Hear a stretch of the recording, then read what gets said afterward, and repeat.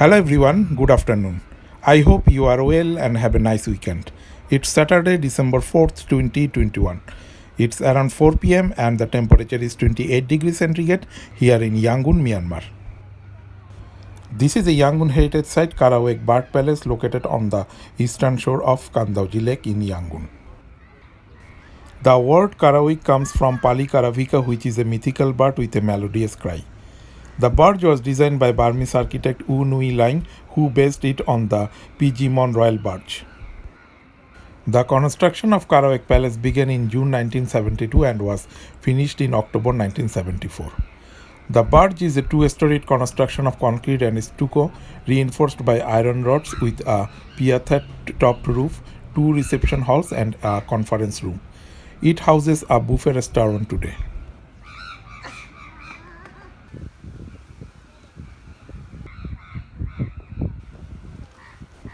Dimensions of Karaweik Palace are impressive. It's 82 by 39 meters. Its gold coating glistens at night, illuminated by massive spotlights. It is bulkier and less delicate than the two versions that inspired it in Mandalay and Osaka. The name Karaweik is derived from the mythical birds adorning the front of the boat. The seven-tiered pier-thatched roof is a classical display of traditional Burmese architecture echoing the royal palace in Mandalay.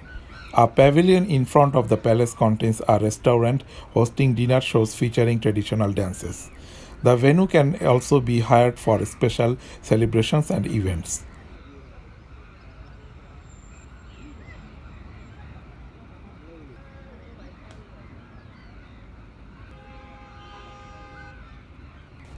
Karaweik Palace is visible from almost anywhere around the lake, the shore of which is split into two sections accessible to visitors. The larger one contains a few small temples reached by foot along wooden boardwalks. The smaller one features Karaweik Palace, a children's playground and areas for music festivals.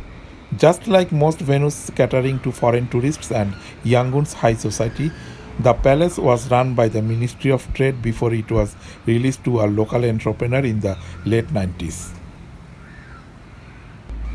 Although tourists these days have rather mixed views of the dinner buffets, the Karaweik's kitchen used to be famous for the quality and exorbitant price of its breads and ice creams. What a mind-boggling beautiful scenic view of Karaweik Palace.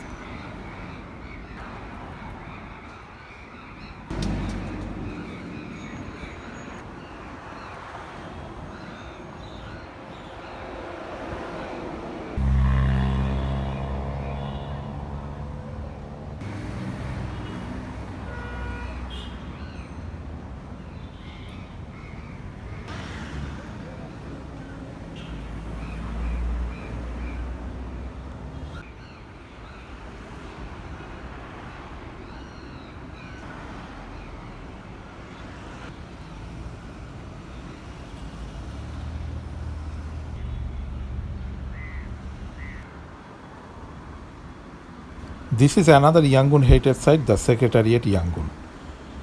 After the British annexation of Upper Burma in 1886, the British colonial government's administrative work increased exponentially, resulting in an urgent need to expand the cramped and poorly lit administration building originally located on Strand Road. The British assigned Henry Wynne Fox, executive engineer at Government's Public Works, the task of designing a sprawling new Victorian-style complex on 16 acres in the heart of Yangon. Design and construction of the complex began in the 1889. The central building was completed in 1902, while the complex's eastern and western wings were not completed until 1905, all at a cost of around 2.5 million chias. The construction effort on the massive U-shaped complex of red and yellow brick was truly a global effort. The steel used in the support structure of the buildings was shipped in from Glasgow, Scotland, and the original roof tiles were manufactured in France, while the bricks and teak for the woodwork were locally sourced across Asia. The masterful construction of the Secretariat Yangon was the work of a father and son team originally from northern India. Babu Naitram Rambaks took over the family's construction company when he was just a teenager after his father's death in 1894. His father had been responsible for the start of construction on the central building of the Secretariat, while Babu was responsible for completion of the central building and erected the two later wings to the east and west.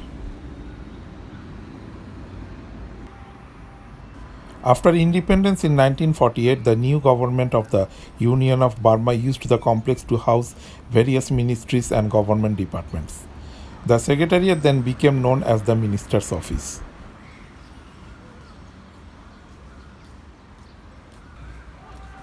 When the Myanmar government relocated the capital to Naypyidaw in 2005, the complex was mostly abandoned and left to decay behind locked gates and imposing fences. The Secretariat Yangon was one of 5 buildings selected by the Ministry of Construction to undergo basic in 2011.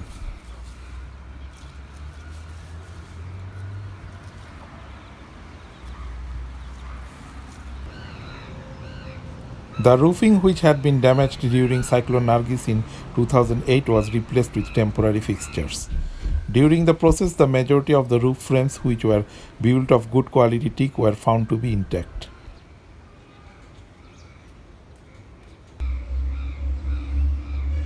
Soil testing was also conducted and showed that the southern wing had subsided by 21 inches in the decades after it was built.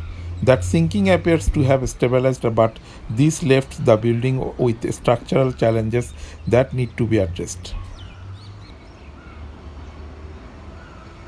In February 2012, 7 local companies and 3 foreign companies submitted proposals to the Myanmar Investment Commission (MIC) on ideas for the future usage of the complex.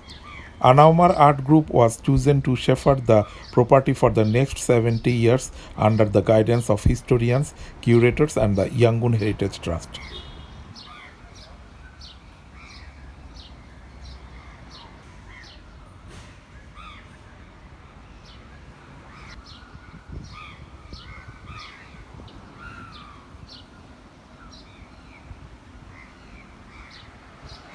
That's it from today's video. I hope you have enjoyed this update. Thanks for watching and see you in my next video.